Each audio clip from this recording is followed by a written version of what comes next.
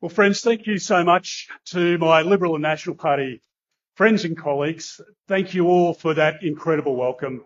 And thank you so much for the hard work that you're doing every day across the country to win hearts and minds in this incredibly important election campaign. I'm deeply honoured to be here with my family today. Can I also say it's a great honour to be here with three former Prime Ministers, John and Jeanette Howard. I want to say thank you to both of you for what you've done for our party, but what you've done for our country as well. And for me personally, you gave me my first start as a minister, John, and I'll be forever grateful for that. Thank you very much. To Tony Abbott, who restored integrity back into the defence budget and helped protect and strengthen our country. As a minister in your government, I want to say thank you very much, Tony. And to Scott and Jenny, lovely to see you both here as well. And Scott, I'll never forget sitting around the cabinet table with you over the course of COVID, working out how we could help Australians save their businesses and save their lives and livelihoods, and we did that. And there is so much that we can be proud of as a Liberal family, as a coalition family. Thank you all for being here today, and thank you for being here in this very important part of the world in Western Sydney, one of the most important battlegrounds of our election. To the amazing Melissa McIntosh. Thank you.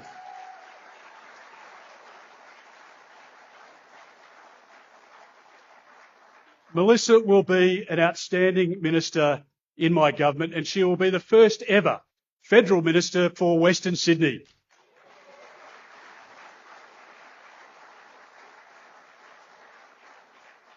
Can I say thank you very much to David and Amelia Littleproud for being here today.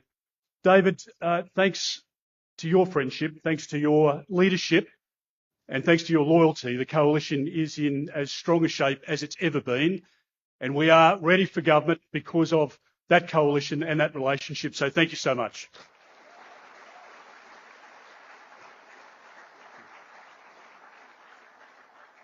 To Susan Lee, my deputy, as Susan pointed out before, we've been in the parliament and we've been in different portfolios.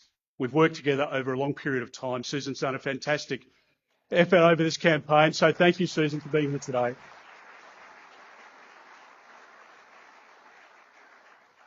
To all of my parliamentary colleagues today, I'm really grateful for the effort, for the team, for the loyalty, and for what you bring together and the credible alternative that we are going into this election, an election that we must win. Now, for more than 2 decades, I've had the great honour of representing the people of Dickson in Queensland, and I want to say thank you very much. I have a deep affection, abiding affection for my local community, and I want to thank them for allowing me the great privilege of serving our country in this role and in many other roles over that period of time. Now, our launch today also coincides with the 1-year anniversary after the dreadful stabbings at Westfield Bondi Junction. And in our thoughts and prayers are those who were murdered, and especially those families and their loved ones. My wife, Kiralee, and I, our children, Rebecca, Harry, and Tom, I think we reflect many families around the country. We want a safe environment for our families. We want a prosperous environment where they can achieve all of their dreams. I'm indebted to them for their unwavering support over all of these years, and it's wonderful to have them here today as well. I can also say thank you to the thousands of Australians who have sent well wishes to my dad, Bruce, who is a bit embarrassed, I think, by all of the attention, but he's well, and we're very grateful for all of those kind thoughts, so thank you. To Australians watching today, thank you very much for your time. In the last 3 years, I've met some amazing and wonderful people right across this great country. Australians living and working in our cities and our suburbs, in our regional towns and coastal communities. Despite hearing so many unique stories, there are common struggles across the country. Australians who are working hard, but who just can't get ahead. Australians who are really hurting from soaring bills and rent and mortgage stress. Australians who can't get an appointment to see a GP. Australians who have seen crime increase in their local communities, and Australians who are just very worried about the future. I want to say to Australians today that it doesn't have to be like this. And there is a clear election choice in front of you. Between, on the one hand, more of the same under Labor, a weaker, less secure and worse off Australia, and on the other hand, the much needed change under the coalition for a stronger, safer and better Australia. This election isn't just about the next 3 years, as you know. This election outcome will define the decades to come. It is, as we've said before, a sliding doors moment for our country. The past 3 years are a good indication of what our future will look like under a returned Labor government in any form. And since coming to power, the Albanese government has lifted spending by a staggering $425 billion. And rapid and unrestrained government spending has weakened our economy. It's meant inflation and interest rates have stayed higher for longer. Under Labor, Australians have only experienced the worst collapse in living standards in the developed world, but we've also experienced the biggest collapse in living standards in our country's history. And Australians feel it in their everyday lives.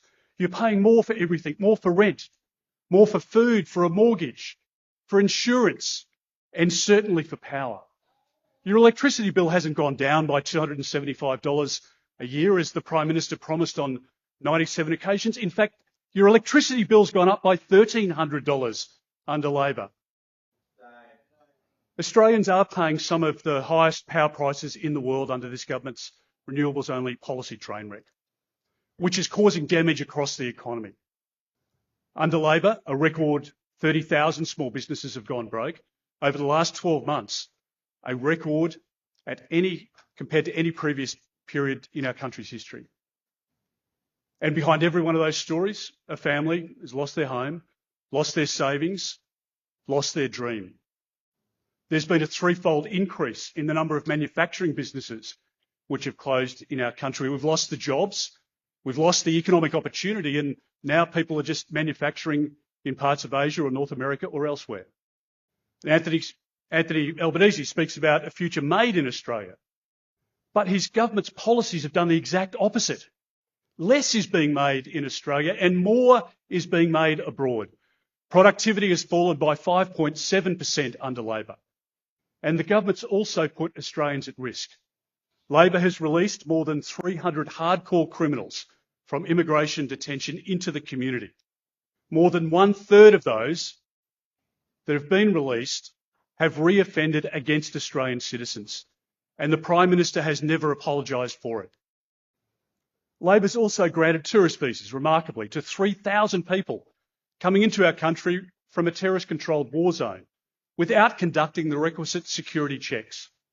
And our country is still recovering from Labor's Voice referendum, which cost taxpayers $450 million and sought to divide our country by race and by ancestry. Now, there's been moments in the last 3 years when our country has needed leadership of strength. When Alice Springs was rocked by crime, when anti-Semitism showed its vile face on the steps of the Sydney Opera House, when Chinese Communist Party warships tested their weapons off our coast. They circumnavigated our country, and but for a commercial pilot, the Prime Minister would have known nothing of it. At too many critical points, Anthony Albanese has been too weak, too late, too equivocal, and certainly out of his depth as Prime Minister. Anthony Albanese promised Australians that you would be better off under Labor. So I want to ask you today, do you feel better off after 3 years of Anthony Albanese? Due to Labor's mismanagement, our economy will be burdened with $1 trillion of debt. Debt for the next generations.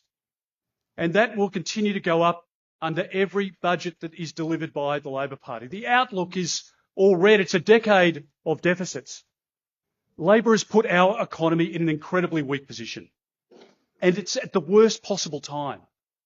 The tariff war that's playing out internationally could lead to a global recession.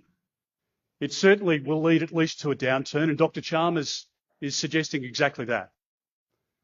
Australia may not be shielded from any downturn, of course, and that's what history demonstrates to us. And that's because Labor has squandered the opportunity of the last 3 years to strengthen our economy. Now, we are living in a period of great uncertainty, of rising costs and ballooning bills which continue to cause hardship for Australians. There's the prospect of more economic disruption around the world. And there's new dangers posed by emboldened authoritarian regimes. Now, I know Australians are troubled by events at home and abroad. And my message today to Australians is that these challenges provide clarity about what we must do as a nation. We must grow our economy so that we're more protected against external shocks. We must shore up our energy security so that we have an abundance of affordable and reliable power that we need for our future. We must reindustrialise so that we're less dependent on other nations for essentials. And we must strengthen our defence force so that we have the firepower and the capacity to deter any adversary who would seek to threaten us. In short, we must become a more resilient, self-reliant, resourceful and robust country. Getting our country back on track is what we must now do to prepare for the decades ahead. If I'm given the great honour to lead this amazing country, I will make tough and responsible decisions to revive our national self-confidence, to create certainty for our country amid uncertain international times, to set us on a course to achieve the security, the prosperity and the unity that we need as a country. That is my vision. That's my commitment to you, to your families and to our country. The Coalition has a clear plan, a plan to provide immediate cost of living relief to Australians, a plan for stronger, safer and a better future for Australians. And do I think that the Coalition can win this next election? Absolutely I do. We can and we must. Thank you.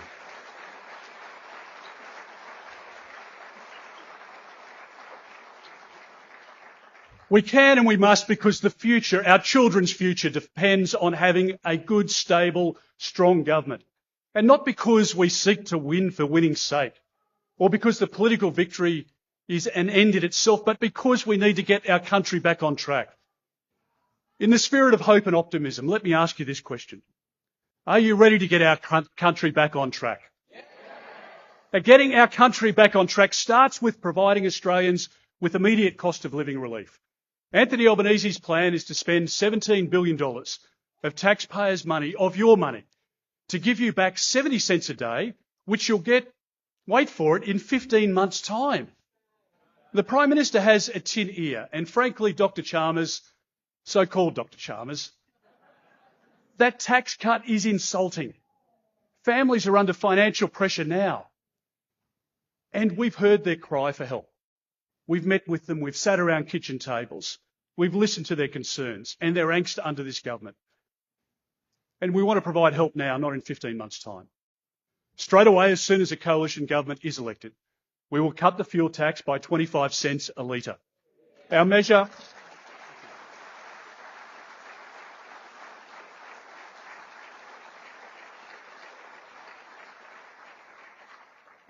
is instantaneous and it's effective for every Australian who owns a petrol or diesel vehicle. Every time you fill up, you'll save about $14 or about $750 over 12 months. For a family, you'll save around $1,500 over 12 months. Now, for a family with teenage children, that could cost parents more, of course, to fill up multiple vehicles over the course of a fortnight. It will save those families more money. And that's the story of many families across the country. We want to provide you with support, and we can do it by cutting the fuel tax. We can provide you with that support. And do you know what else we'll do to help Australian families who drive? We'll scrap Labor's car and ute tax.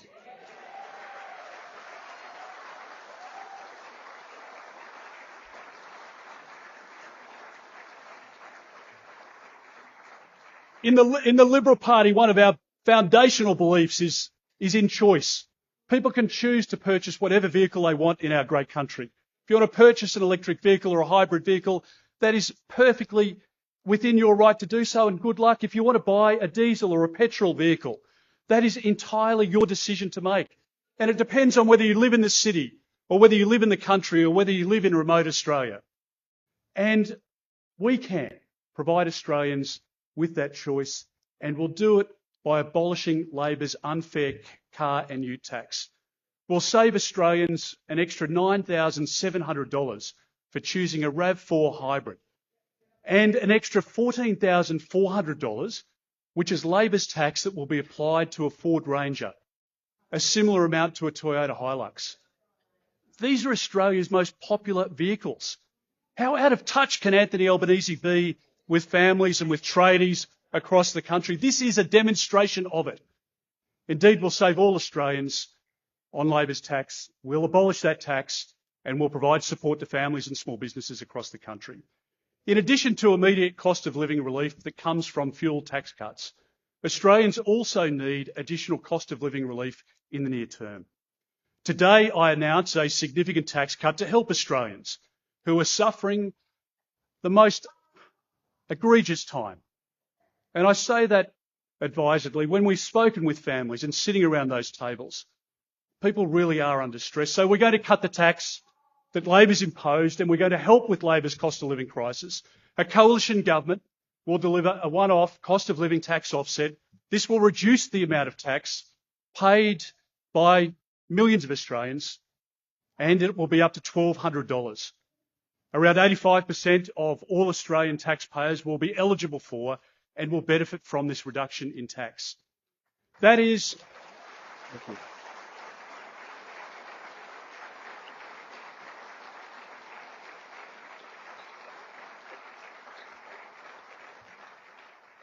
This will help people when they need help. These tax cuts will save families with two incomes as much as $2,400. They will work in concert with our immediate fuel tax cut and with our plan to lower Australians' power bills, which I'll come to. Ultimately, our plan is to get the country out of Labor's cost of living crisis and to do so permanently. To do that, we'll tackle its underlying causes. We'll provide the support now with the cost of living relief, and then we move on to how we can deal with Labor's mess that this government will have to inherit. The Albanese government is the highest spending government in 40 years. Labor is on track to spend $223 billion more per year than during the national emergency of the pandemic. To take the pressure off inflation and to get interest rates down, a coalition government, a government I lead, will rein in inflationary and wasteful government spending.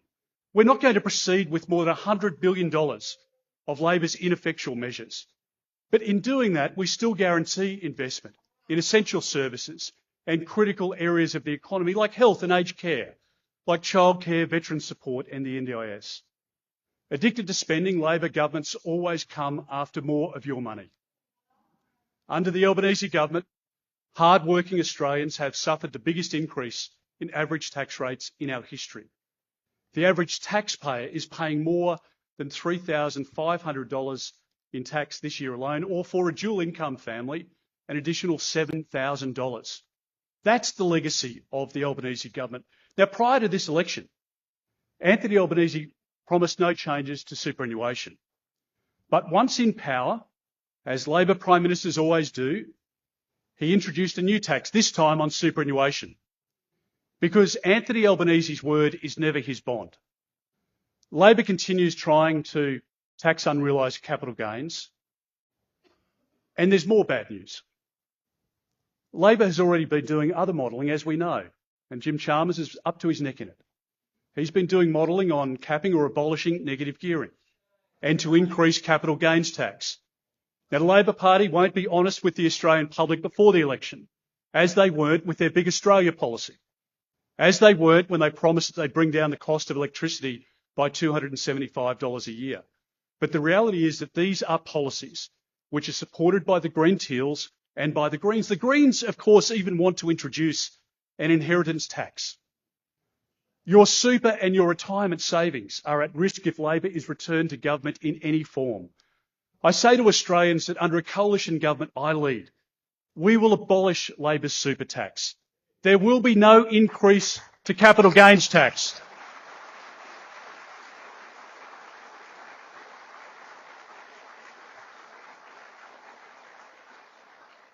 There will be no inheritance tax, and a coalition government will always deliver lower, simpler and fairer taxes.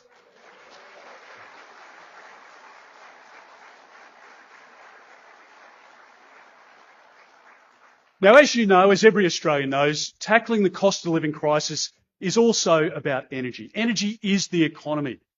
Cheaper electricity doesn't just mean cheaper power bills at home. Cheaper electricity means that it's costing less to grow and harvest food, to manufacture products and goods and less to run businesses and factories. All of those costs at the moment are being passed on at the checkout. Cheaper electricity flows right through the economy, meaning Australians pay less for everything. And that's why Chris Bowen's renewables-only energy policy has been such a disaster.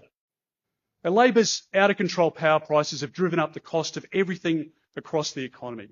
It's why, for example, you're now paying 30% more for groceries when you go to the supermarket. From day one of the coalition government, we will take action to address Labor's energy crisis. Now, not everyone has natural gas at home, but natural gas is critical for our economy. It makes electricity, it runs power plants, and it's used by many businesses and manufacturers. To reduce energy prices for Australians, a coalition government will ensure that Australians have our gas to use here in Australia to bring prices down. We'll immediately introduce an East Coast gas reservation. We'll audit and greenlight new gas development projects right across the country, and we'll decouple the domestic market from overseas markets. As a result of that,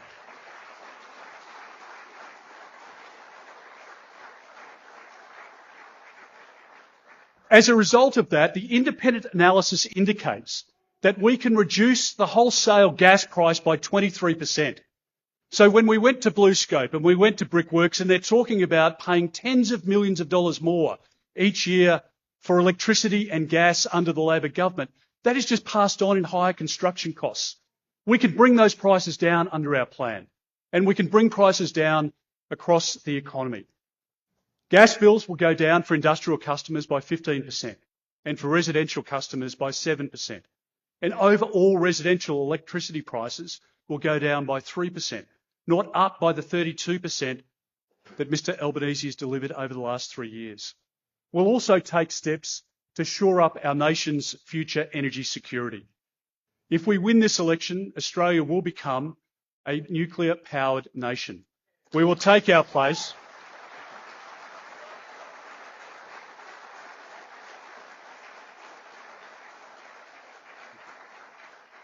We will take our place alongside the other top 19 economies in the world in adopting proven zero-emissions nuclear power. Our sensible plan, which uses a mix of technologies and has been independently analysed, is costed at 44% cheaper than Labor's renewables-only policy. Mr Bowen and Mr Albanese tell you that it's free, it's all free. But you know in your power bills that that is not true. It is another Labor lie.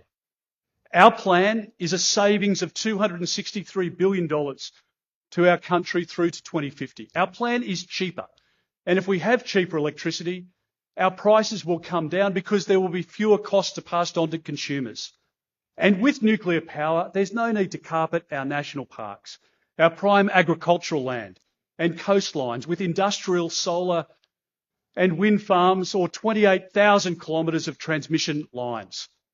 We also need to re-energise our economy and boost growth. A strong and growing economy means more revenue to fund infrastructure, essential services and defence. Central to boosting growth is restoring smaller government, which gets off people's backs. Our economy has stagnated under the Albanese government's excessive regulation and interference, prioritising the agendas of inner-city Green voters, activists and union bosses, as they always do. Labor has used every tool at their disposal to target sectors that are critical for our economy. It's gone after miners, it's gone after manufacturers, energy producers, small businesses, farmers, fishers and foresters, from Tasmania to Western Australia. And when these industries suffer, we all suffer. My intention is to make Australia a mining, agricultural, construction and manufacturing powerhouse once again. We will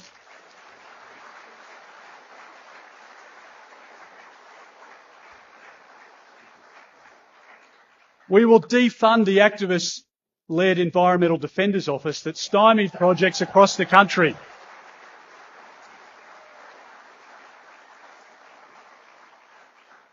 And we do that because it's been funded by the Labor Party to stop these projects in Western Australia from going ahead. We'll halve the project approval times and we'll tackle the criminal elements in our building industry.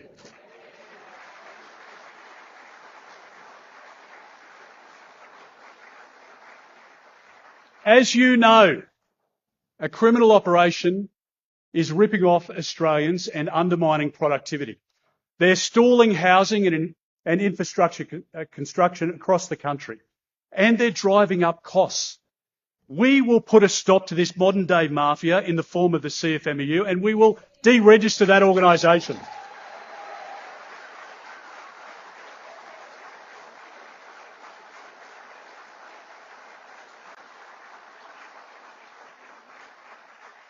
We will reinstate the building watchdog, which was abolished by Labor when they came into power. Why would they abolish that watchdog, which was keeping the rule of law and upholding that rule of law on job sites? It could have something to do with the fact that $11.5 million was donated by the CFMEU to the Labor Party. And what it's resulted in is a massive increase in the cost that you're paying for a house to be built, for a renovation to take place, for governments to build infrastructure, including hospitals and roads. And we're going to deregister it. As I say, it's a corrupt and crime-infiltrated organisation. It's discredited. And the Prime Minister hasn't had the strength of leadership to stand up against it. We're going to boost growth, and that means backing small business. Under Labor, small businesses have struggled to survive. Behind every small business is a person or a family. And today I say to small business owners and to employees who have been doing it tough, that help is on its way. After the 3rd of May, if we're given the great honour of forming the next government, we will be supporting small business from day one. We've got tax cuts coming, an instant asset write-off of $30,000 on a permanent basis. After 2 years, a deduction of up to $20,000 for business-related meal expenses. That tax relief measure will allow small businesses to take their staff out for a meal to celebrate a work achievement.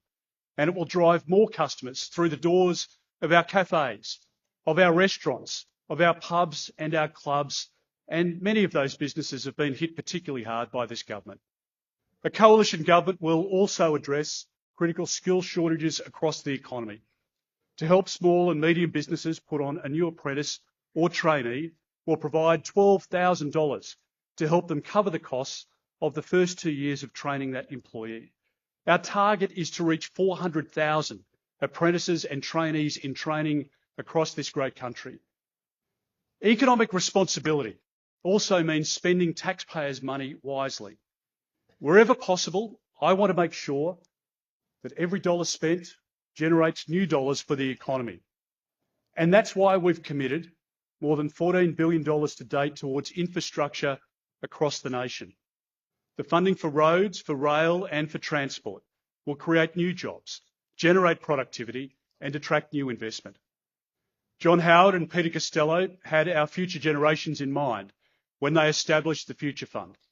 And the same intergenerational responsibility drives the coalition that I lead. Using 80% of any commodity windfalls each year, we will establish and maintain 2 new funds. A Future Generations Fund to help pay down Labor's debt, fund economic infrastructure, or be drawn on in an emergency. And a Regional Australia Future Fund to develop our regions and improve infrastructure and services.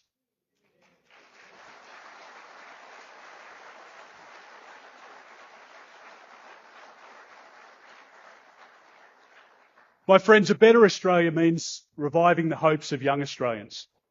Now, in a previous generation, many of us were lucky to buy a home at a young age after we'd worked hard, but that's not possible. That's not the reality for millions of young Australians now.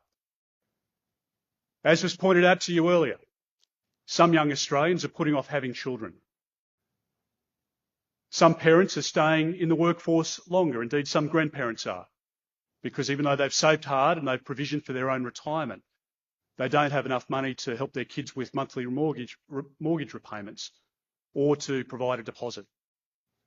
Australians now well into their 30s are struggling still to buy a home. That's been the Labor legacy. These people have worked hard, they've saved diligently, and too many Australians have been locked into renting forever. Some are moving back into home with their parents, some with their grandparents. I will never accept a situation in our country where a young Australian can only afford to buy a house if they have the assistance of the bank of mum and dad. The Albanese government has made the housing crisis much worse over the last few years. In just 2 years, it brought in 1 million people through the migration program. That is 70% more people coming in through the migration program into our country than at any period in our country's history over that 2-year period. That is quite remarkable. But that's exactly what the government's done, and you knew nothing of it before the Prime Minister was elected. The big Australia policy that Mr Albanese is rolling out, where 2 million people come in over 5 years, was never explained to the Australian people before the last election. Now, we have a wonderful migration success story in this country, but there's a big difference between controlled, planned and sustainable migration and uncontrolled, unplanned and unsustainable migration. In opening the migration floodgates, Labor has put more pressure on infrastructure, more pressure on services and certainly more pressure on housing. Owning a home is life-changing. And a home isn't just a financial asset. A home provides stability and security. And the benefits of home ownership compound. From the individual to the family, to the community, to the nation. And the Liberal Party has always been about home ownership, affordability, accessibility. And today I bring a message of hope to all Australians seeking to own a home of their own. I will be a Prime Minister who restores the dream of home ownership.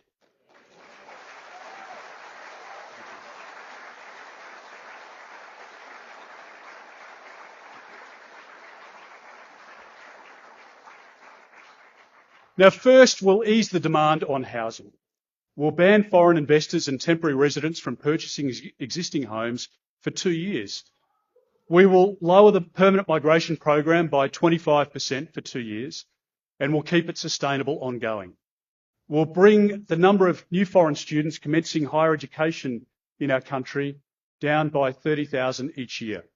And our cap will focus on major metropolitan universities.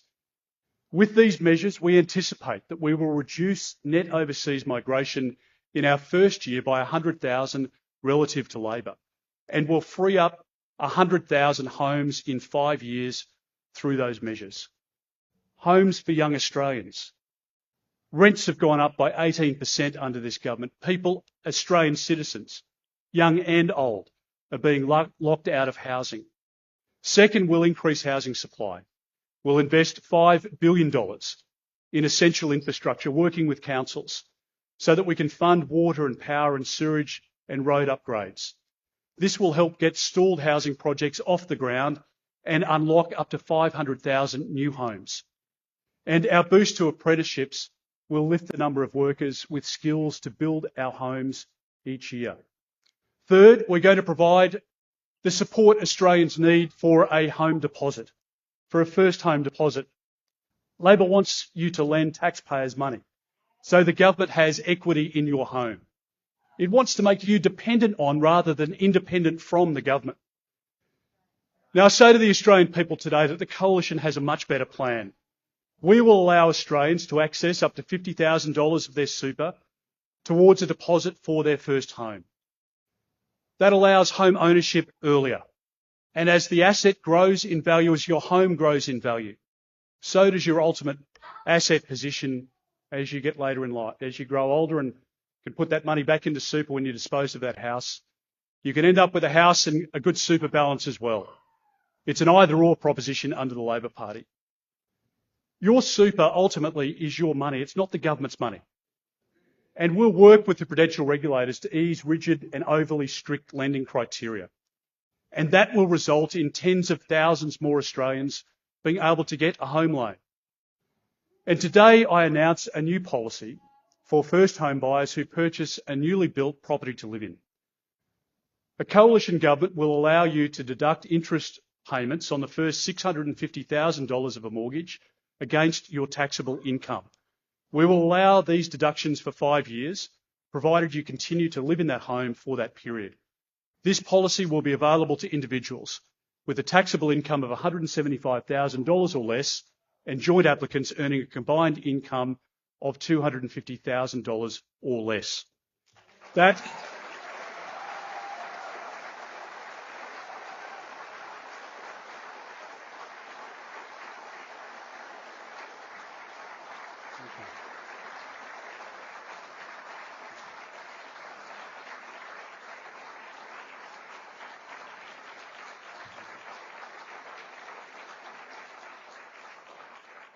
When Australians have heard me say that I want to be the Prime Minister for home ownership, for home affordability, for home accessibility, I mean it. And when the Coalition provides leadership to this country, we can transform people's lives in a positive way.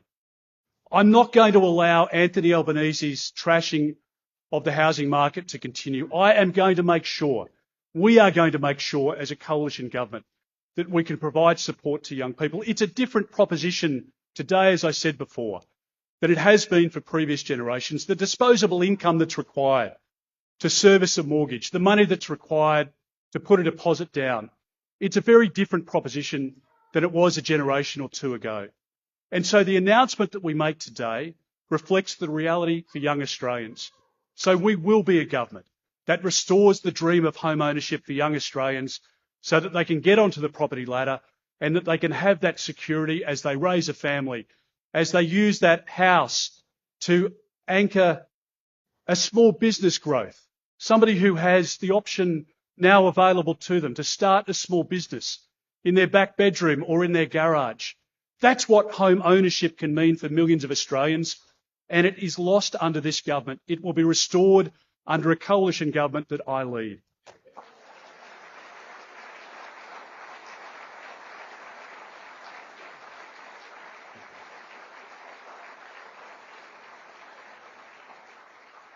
Ladies and gentlemen, in the last 3 years, the Albanese government's weak leadership and bad decisions have compromised community safety and national security. Crime is a huge issue in many parts of our country, and Anthony Albanese has allowed crime gangs to run riot in many communities. There are many stories that I've heard in Victoria, in Alice Springs, in Western Australia, here in Sydney, right across the country. I have the experience and the determination to strengthen our borders, to slow down the drugs and illegal tobacco, which are the lifeblood of outlaw motorcycle gangs, the biggest distributors of drugs in our country. I will strengthen our laws and provide more funding for our police and intelligence agencies to stop the crime gangs. My focus and strong leadership will make your neighbourhood safer from crime. We will crush the outlaw motorcycle gangs who are peddling drugs to our children, who are then breaking into your home to feed their habit. And it's the bikie gangs.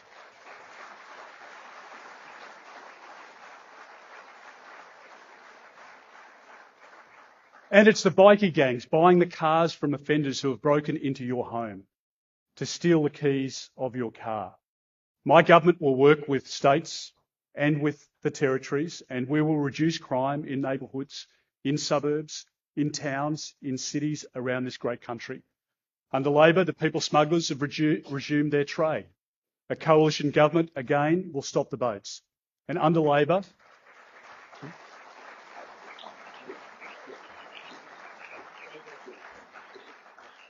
there are 3 former Prime Ministers in this country who I've learnt a lot from in stopping the boats.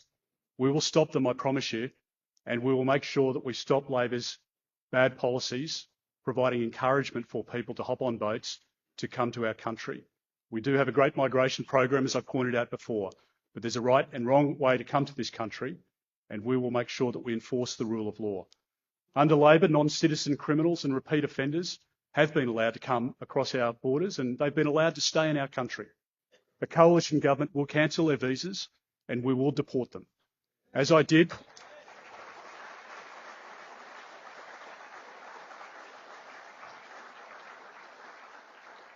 exactly as I did for 6,300 criminals, including murderers, sex offenders, drug traffickers, when I was Home Affairs Minister and the Minister for Immigration. Our country is safer because those people have been deported from our shores, and in particular, women and young girls. I had a particular focus on cancelling the visas of those who had been involved in the most horrific circumstances, perpetrators of domestic violence, people who had sexually assaulted women and children. I had an incredible experience not too far from here, only a few months ago, where after a factory visit, where we were wearing one of the high-vis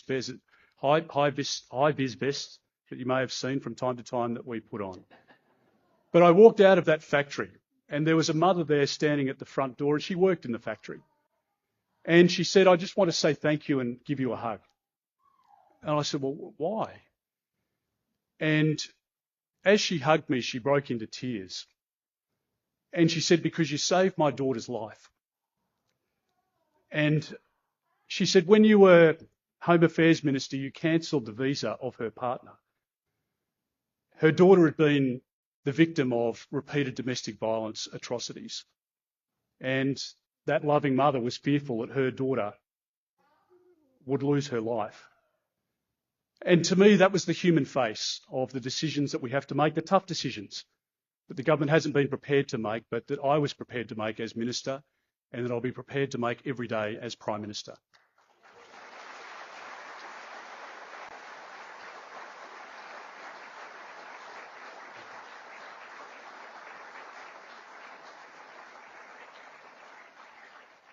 Every Australian knows that under Labor, the absence of tough on crime attitude has been seen in youth crime and anti-Semitism as it's spread across our country. A coalition government will provide the moral and political leadership needed to restore law, order and justice. And we'll do other things as well. We'll double the funding for the Australian Centre to Counter Child Exploitation. And we'll develop national uniform knife laws working with states and territories. We'll toughen Commonwealth bail laws to stop domestic violence offenders. And I can promise Australians this too. The coalition government will call out and deter acts of aggressive military activities that threaten our sovereignty and our defence personnel, our country and the region's stability. And we will do this in concert with our partners. Self-censorship is a price no self-respecting democracy should ever pay. And I will always stand up for our national interest. And that's why we will return the Port of Darwin to an Australian government-approved operator.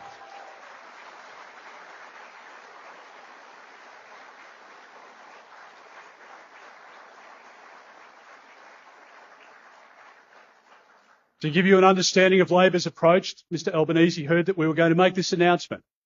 And after a couple of wines, it seemed, he called into ABC Radio in Darwin. And he tried to fumble his way through the interview to say what he was going to do, how tough he was, how he was going to take the Port of Darwin back. The trouble for him was that the journalist who took the call knew a little more about the subject than he did. And it started to unravel very quickly. And that interview didn't end very well. And it demonstrated to me, and I think to the Australian public, that this Prime Minister does things on the run. He's always late to whatever needs to be attended to. And he doesn't have the clarity and the vision and the strength for our country that's required to keep us safe. The Albanese government rightly describes these times as the most dangerous and precarious since the end of the Second World War. The Prime Minister doesn't make that statement without advice. And I agree with his assessment. And yet there's no next part of the Prime Minister's sentence. But through his actions, we know that $80 billion has been cut from defence through delays and capability hold-ups and the cannibalisation of some programs to pay for others. It has made us as a people less safe. The Coalition will soon announce a significant investment into defence. We must equip our military at speed and scale. In these uncertain times, that is just not an option. It's a necessary investment in our security, in deterring aggression and in maintaining peace. And only a coalition government can deliver that for today's generation and for generations to come.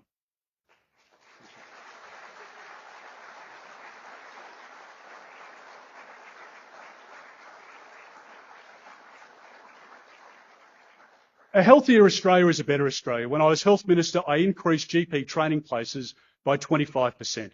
And I established, along with Tony Abbott, the $20 billion Medical Research Future Fund. During the last coalition government, hospital funding went up every year. A coalition government will again deliver quality healthcare. $9 billion will be invested into Medicare. This includes funding to incentivise junior doctors to work as GPs to address shortages. Subsidised mental health sessions will double from 10 to 20 on a permanent basis. And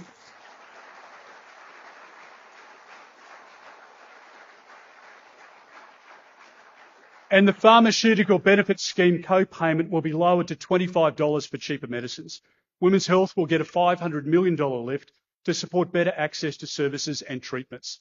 And youth mental health, all of those services will get a $400 million lift, including to establish a dedicated national institute. Public hospitals will be backed with a $1.7 billion investment, and bulk billing will be boosted. My friends, under Labor, bulk billing has fallen nationally by 11%. But this is another area where the Prime Minister just hasn't been telling the truth. When a desperate government has so few achievements to speak about, it resorts to scare campaigns. And for the third time in less than a decade, you wouldn't believe it, but Labor is again resorting to a Medi-Scare campaign.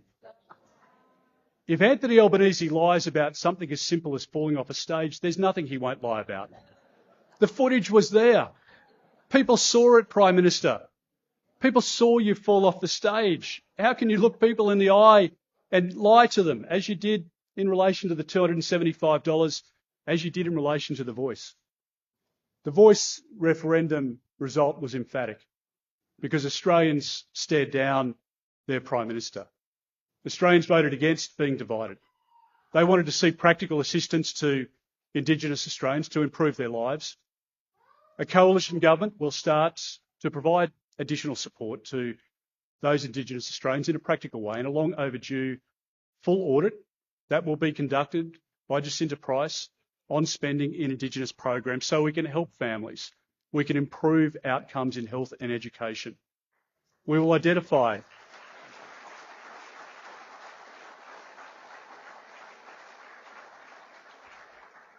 what's working and what's not. We will reintroduce measures that we know in government worked, in consultation with communities, particularly where drugs and alcohol are prevalent. We will hold a Royal Commission into sexual abuse in Indigenous communities. And we will learn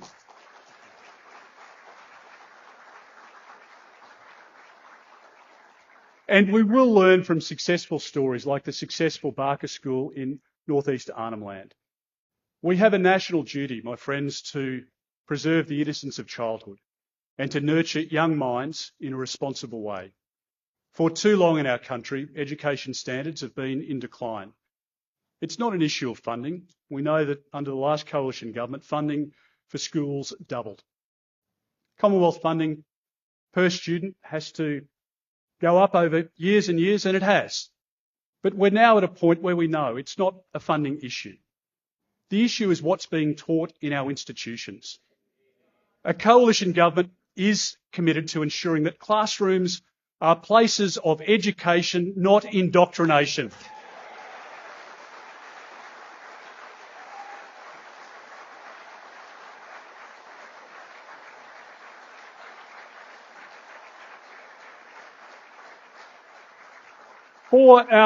For our children's future, we want Australia's education system to return to being among the world's best. We've seen promising improvements in schools which are focused on teaching the basics of reading, of writing and arithmetic, and where concepts are explained and practiced. And in that circumstance, young minds can grow. And it's those curriculums that cultivate critical thinking, responsible citizenship and common sense, and reflect the expectations and values of parents that must once again become the norm, and under our government they will.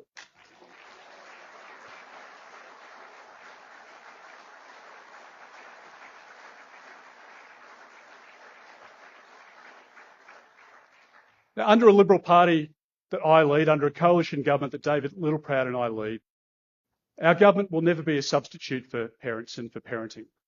We believe in the sanctity of parents and the role that they have in raising their children. But in speaking to families across the country, there are a lot of impacts, particularly of social media, on young, impressionable minds. We've worked hard in this Parliament to provide support to families to make decisions about what their children are consuming online, and we've done that work through the Australian Centre to Counter Child Exploitation and others as well. We've also led in the debate about the gambling advertising that our children are subject to during the course of live sporting events.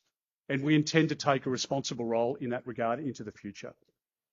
And we've proposed and I'll make sure that we can do everything we can to hold the social media companies to account, because for many of them, they don't have the best interests of young Australians at heart. We will make sure that those companies abide by the law and that they also don't compromise individual privacy. Every election is about choice, and the choice could not be clearer at this election for Australians. A choice between an enduring cost of living crisis and a weaker economy under Labor, or cost of living relief and a stronger economy under the Coalition. A choice between higher power prices and energy insecurity under Labor, or affordable and reliable power and energy security under the Coalition. A choice between an ongoing housing crisis under Labor or the dream of home ownership restored under the Coalition. A choice between less bulk billing and fewer GPs under Labor, or a return of quality healthcare and more bulk billing under the Coalition. A choice between allowing crime, disorder and drugs to continue to run rampant on our streets under Labor, or a return to law and order under the Coalition. We live in the best country in the world, but our country has gone backwards because of this bad government. Australians can't afford 3 more years like the last 3. This election is about your future. It is about your family's future, and it is about our country's future. It's about who Australians can trust to manage the economy and to keep our country safe. It's about who Australians can have confidence in to create certainty for our country amidst international uncertainty. It's about who Australians know has the plan to set our country on a course to be stronger, to be safer and to be better. I stand before you as a former police officer, as someone who started and successfully ran a number of small businesses, as a parliamentarian and a minister with 23 years' experience across economic, national security and social portfolios. I'm ready to serve Australians as the strong Prime Minister and steady hand our country needs. And I lead a united and capable team. We are ready to govern. This is a pivotal election that will shape our future, a rise or fall moment for Australia. At this election, choose your Liberal or National candidate so that we can course correct the country under a new coalition government. Australians, let's make sure that we can get this great country that we love back on track. Thank you so much. Thank you. Thank you so much. Thank